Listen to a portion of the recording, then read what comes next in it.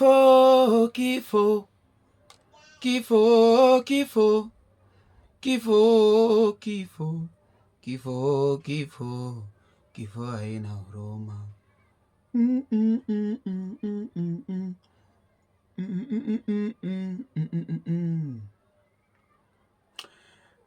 Nyakwarmogi machiegni kendo e LTN Luo Trending Nation. Kawuono ni endi to piny ok ber ahinya nimar waromo gi liel kata tho mar jangolo marahuma kabisa miluongo ni Okinyo Blacky. Jomoko ne dende matin ni Okinyo Blacky. Okinyo ni endi osebedo jangolo ma bende osewero tho manovum ahinya kachachaendo mang'eni ng'enyu osebet kamielo to kia ni mano wend Okinyo Blacky. Nitie thum mono dhi kabisa iluongo ni wawili. Wawili wawili wawili wanaopendana wanaonywesana mama wawili wawili wawili. Mano thum mang' thumbe moko mang'eny ma bende osegoyo kaka meru meru ani meru meru kata rach mano meru meru kata mano Okinyo Blacky. E ngolo kaendi be osebedo ka otemo nimar nitie jothumbe moko achiel ariyo adek ma nyalo menshone kata nyalo wacho ni ne en kaka mentor margi. Jomoko be en mokelo e field kaendi. Ng'eni kidwa ng'eyo ni you are successful, akono ga ji pile pile ni being you cannot just be successful even if you are successful in your work. Why? You are not successful until your successor becomes successful. Akeni winja, you are not successful until your successor becomes successful.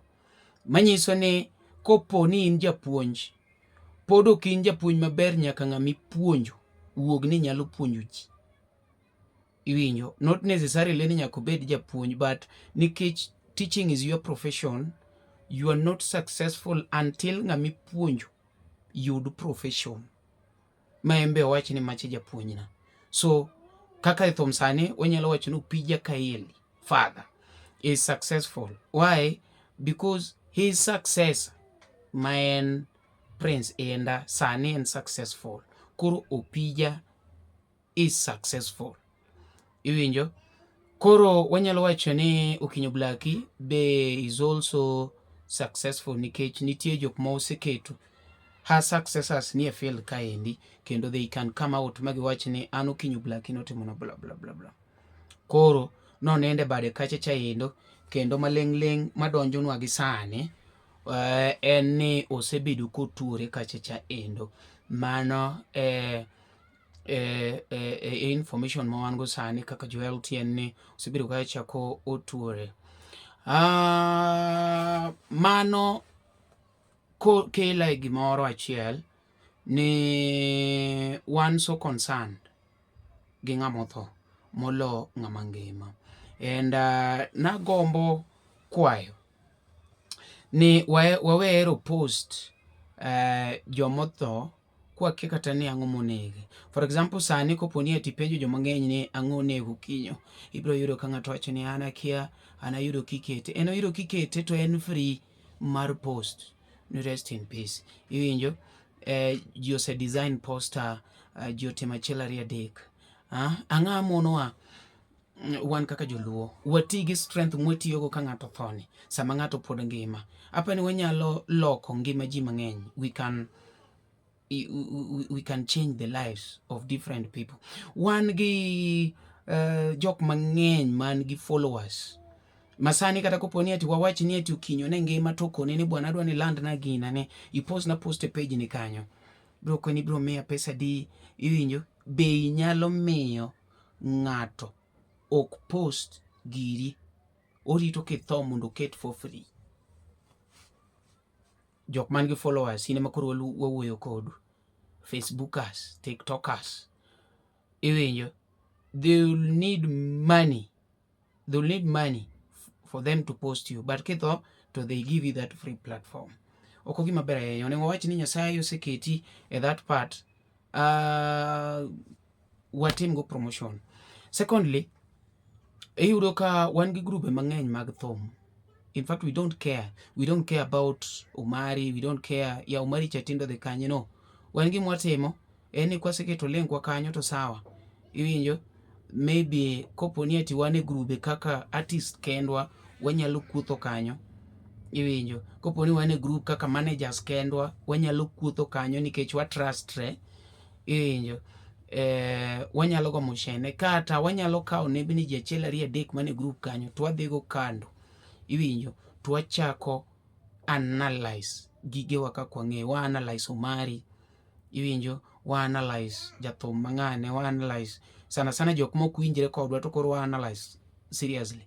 Ineno, the fact remain ni pod wan joluo te, kendo kuma talent nitiere, talent nitie. Iwinjo, ng'ato nyalo bedo ni ok winjre kodi to en gi talent ne.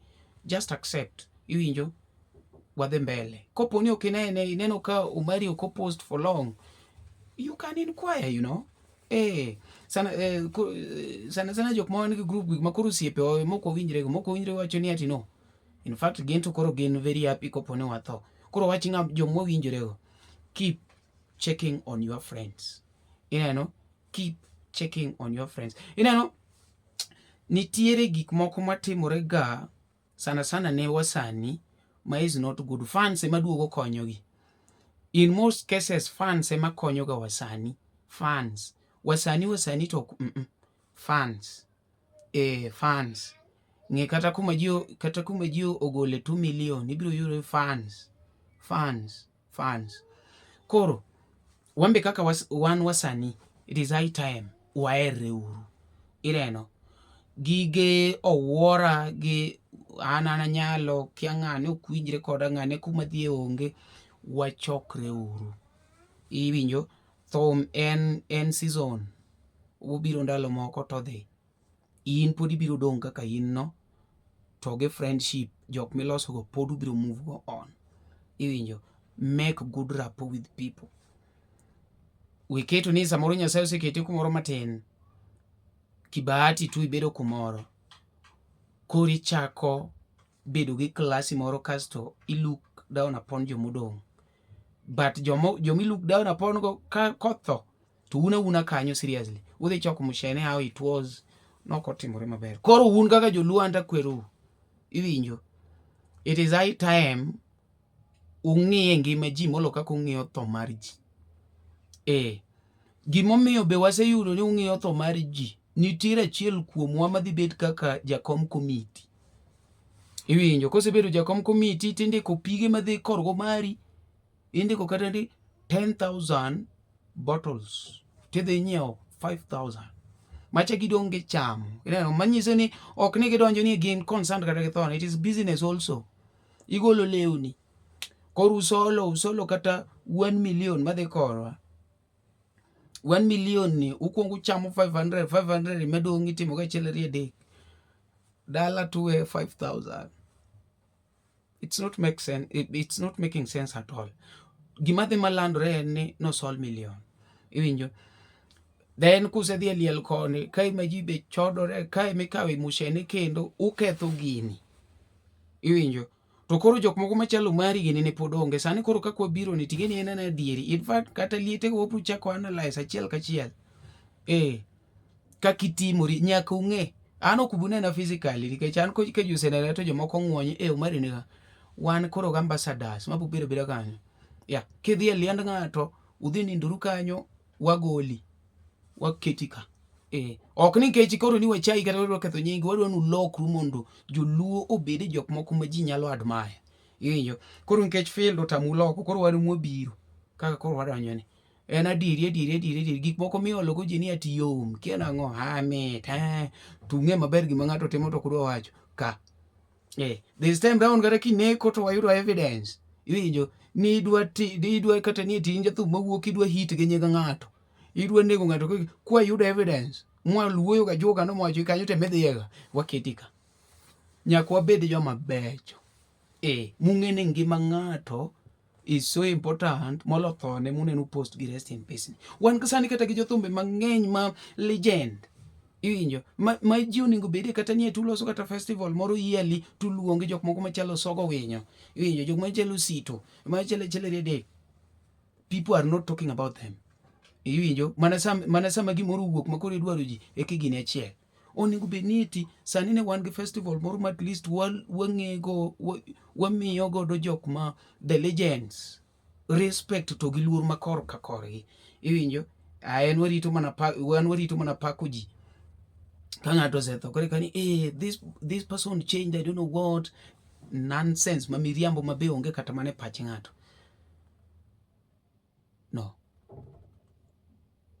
No, nyaka walokre uru. Yo mwadwa hero go liel, wahere go ji be kamano tho. Ma iluongo ni LTN, Luo Trending Nation. Ibiro koni, biro bet malit ni tikoni. Weuru hero liel molo dhano. Sawa? Ma iluongo ni Marinash the Truth Maker. Marinash the Truth Maker. Waraduru kendo. Inyalo subscribe kihero.